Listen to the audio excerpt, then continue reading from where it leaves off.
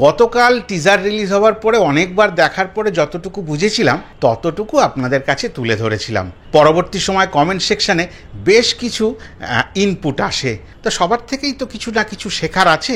সেই জায়গায় দাঁড়িয়ে দেখলাম অনেকে কমেন্ট সেকশানে এসে বলছেন, না দাদা দেবের কিন্তু ডবল রোল আছে, বাবা আর ছেলে। তাহলে বেশ, তার এই জায়গাটার থেকে যতটুকু ধারণা করতে পারি এটা কিন্তু বাবার লুক। সর্দারিও তো সিধা বাত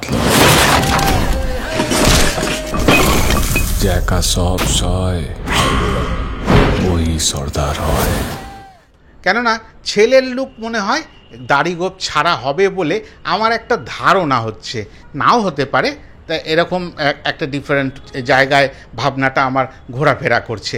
আরেকটা হচ্ছে বিষয়, ইধিকা পালও পোস্ট করেছিলেন টিজার আসছে।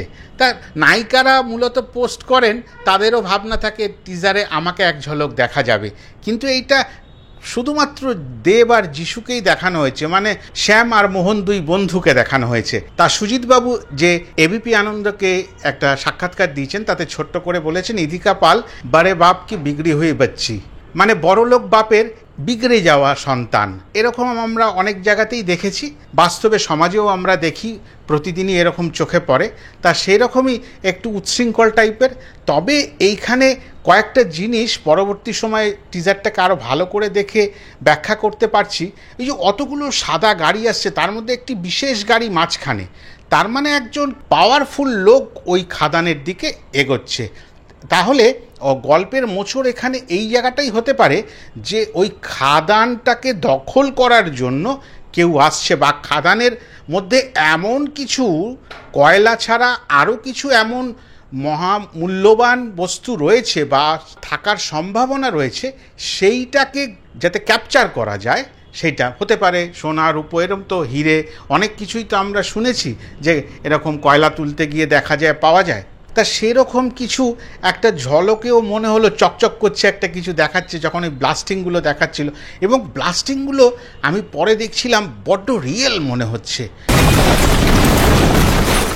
একেবারে কয়লা টয়লা ফাটিয়ে কীরকম অদ্ভুত। আর ওই যে কারখানার দৃশ্যটা একেবারে সাইরেন দিয়ে প্রথমেই দেখানো হলো, ওই কারখানার দৃশ্যের মধ্যেও কোনো একটা ঝঞ্ঝাট আছে। ওই কারখানার লুক বা ওই যে প্ল্যাকার্ডগুলো হাতে নিয়ে এই প্রতিবাদের যে প্ল্যাকার্ডগুলো রয়েছে, সেখান থেকেও কিন্তু হিন্ট পাওয়া যাচ্ছে এটা বেশ পুরনো কিছু ঘটনা, বা একটা বৈদেশিক শক্তির কাছে ওই খাদান বাঁচানোর যে দায় হয়ে উঠেছে এই দেব বা যিশুর কাছে।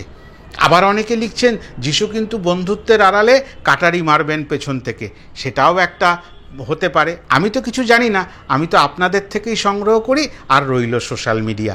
এই সব কিছু মিলিয়ে টিজারটার মধ্যে কিন্তু না অনেক গল্প লুকিয়ে আছে, সেটা কিন্তু খুব ভালো করে দেখার। সব থেকে বড় কথা যে কুরুল টাইপের জিনিসগুলো না হয়েছে দু রকমের, একটা তো হাতে নিয়ে ঘোরানো হচ্ছে যেখান থেকে রক্ত ছিটে ছিটে পড়ছে, খাদান যে লেখাটা তার মধ্যে রক্ত ছিটে পড়ছে, এতটা রিয়েলিস্টিক। এইটা কিন্তু পরবর্তী সময় আমি দেখলাম না, এইটা একটু তুলে ধরা দরকার আপনাদের সামনে। আমিই বলছি বা অন্যরা বলেনি এই তর্কে যাচ্ছি না, আমার মনে হলো। আর ব্যাকগ্রাউন্ড স্কোরিং নিয়ে তো বারবারই সবাই বলছেন, আমি তো বলেই ফেলেছি যে এটা অদ্ভুত বিষয় করেছেন, টোটাল ব্যাপারটা অন্য লেভেলে যাবে। তবে অপেক্ষা ওই ডিসেম্বর মাসে, তার আগে বিভিন্ন প্রমোশনাল অ্যাক্টিভিটি করে এই সিনেমাটা আসবে, সেই জায়গা অবধি আমরা অপেক্ষায় করে বসে থাকতে পারি। আজ জমিন খাদান হবে না তো শ্মশান।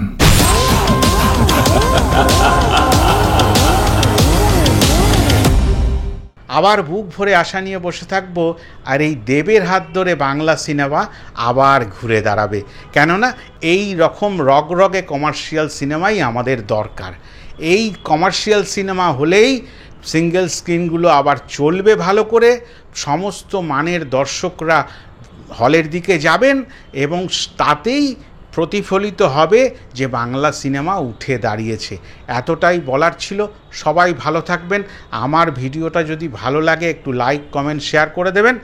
আর যারা এখনও অভিমান করে হোক বা পরে করব এরকম মনে করে হোক আমার চ্যানেলটা সাবস্ক্রাইব করেননি, দয়া করে সাবস্ক্রাইব করে নিন।